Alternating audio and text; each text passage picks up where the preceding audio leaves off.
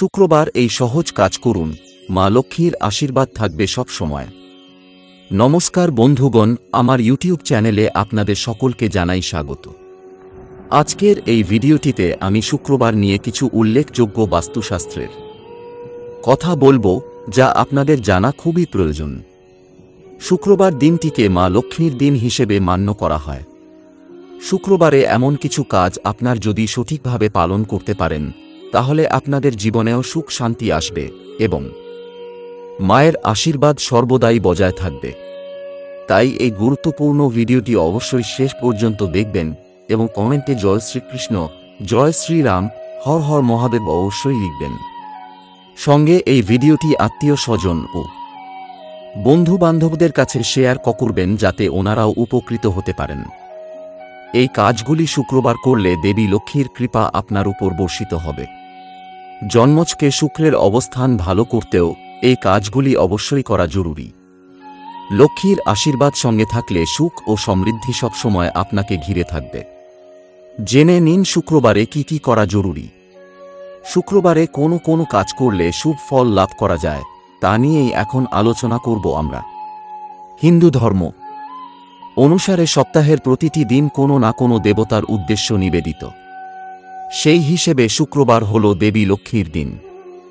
এদিন মা লক্ষ্মীকে তুষ্ট করতে পারলে তাঁর আশীর্বাদ অক্ষয় হয়ে আপনার সঙ্গে থাকবে বলে মনে করা হয়। আবার জ্যোতিষ অনুসারে শুক্রবার দিনটি হল শুক্র গ্রহের দিন। শুক্রের অবস্থান জন্মছকে ভালো হলে জাতকের কখনো অর্থের অভাব ঘটে না, কিন্তু শুক্র জন্মছকে দুর্বল অবস্থানে থাকলে আর্থিক সংকট আপনাকে ঘিরে থাকবে। মনে করা হয় শুক্রবার কিছু কিছু কাজ যদি আমরা করতে পারি, তাহলে জীবনের সব সংকট দূর করা যায়। মা লক্ষ্মীর আশীর্বাদের ফলে আমাদের সঙ্গে সব সময় থাকবে। লক্ষ্মীর কৃপায় সম্পদ ও সমৃদ্ধি সব সময় থাকবে আপনার সঙ্গে। জেনে নিন শুক্রবার লক্ষ্মীকে তুষ্ট করতে এবং জন্মছকে শুক্রের অবস্থান ভালো করতে কোন কোন কাজ করা জরুরি। শুক্রবার সকালে ঘুম থেকে উঠে স্নান সেরে নিন। এরপর পরিষ্কার সাদা রঙের পোশাক পরুন। লক্ষ্মীর মূর্তি বা ছবির সামনে বসে তাঁকে প্রণাম করে শ্রী সূক্তা পাঠ করুন। লক্ষ্মী দেবীকে পদ্মফুল নিবেদন করুন। 1. শুক্রবার বাড়িতে কোনো কুমারী মেয়েকে নিমন্ত্রণে করে তাকে ক্ষীর খাওয়ান। এরপর হলুদ রঙের পোশাক উপহার দিন। মনে করা হয় এর ফলে মা লক্ষ্মী আপনার উপর তুষ্ট হবেন ও তাঁর আশীর্বাদ আপনার সঙ্গে থাকবে। 2. শুক্রবার কালো পিঁপড়েকে চিনি খাওয়ানো অত্যন্ত শুভ বলে মনে করা হয়। এর ফলে সব আটকে থাকা কাজ সম্পূর্ণ হয়। যদি আপনার কোনো কাজ দীর্ঘদিন ধরে আটকে থাকে, তাহলে টানা একটি শুক্রবার ধরে কালো পিঁপড়েকে চিনি খাওয়ান। 3. স্বামী স্ত্রীর মধ্যে সম্পর্কের অবনতি হলে দুজনেরই শুক্রবার উপবাস রাখা উচিত। এর ফলে লক্ষ্মীর কৃপায় সম্পর্ক ভালো হয়। 4.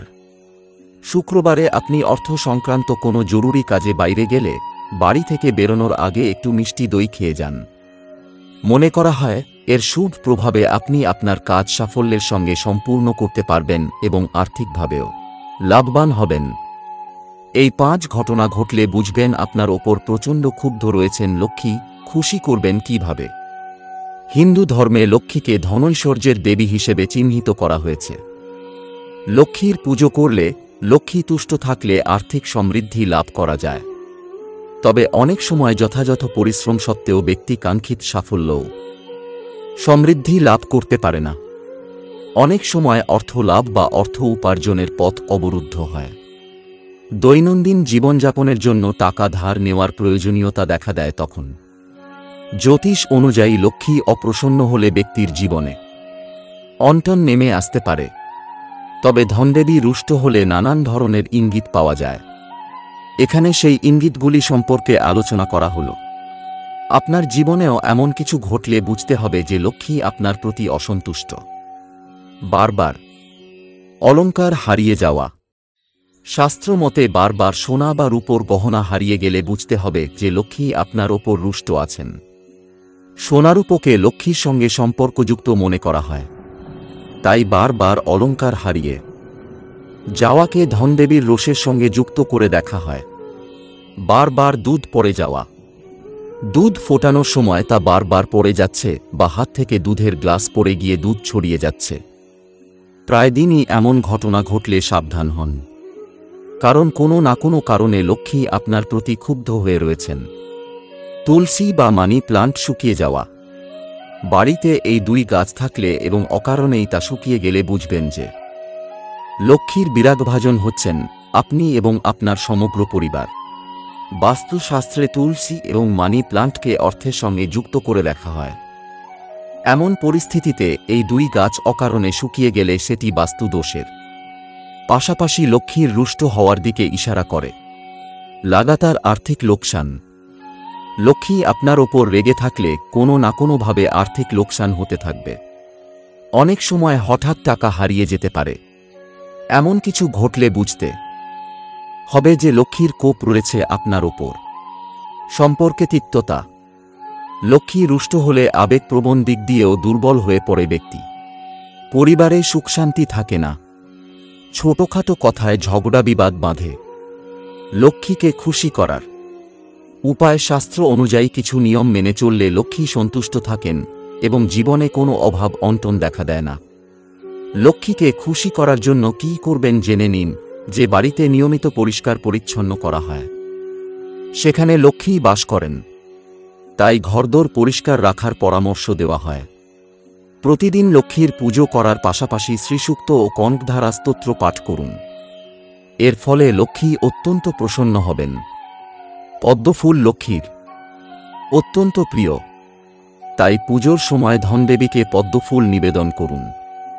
পদ্মফুল পাওয়া না গেলে গোলাপ বা কোনো লাল রঙের ফুল অবশ্যই নিবেদন করবেন।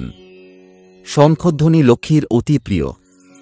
বাড়িতে শঙ্খ রাখলে ও নিয়মিত বাজালে বাস্তু দোষ দূর হয় এবং লক্ষ্মী আকৃষ্ট হন। তো এই ছিল আজকের অর্থাৎ শুক্রবারের কিছু মূল্যবান বাস্তু টিপস। যদি ভিডিওটি আপনাদের ভালো লেগে থাকে তাহলে অবশ্যই একটি লাইক করবেন এবং এই ধরনের নিত্যনতুন ভিডিও প্রায়ই দেখার জন্য আমাদের সাথে থাকবেন। ধন্যবাদ।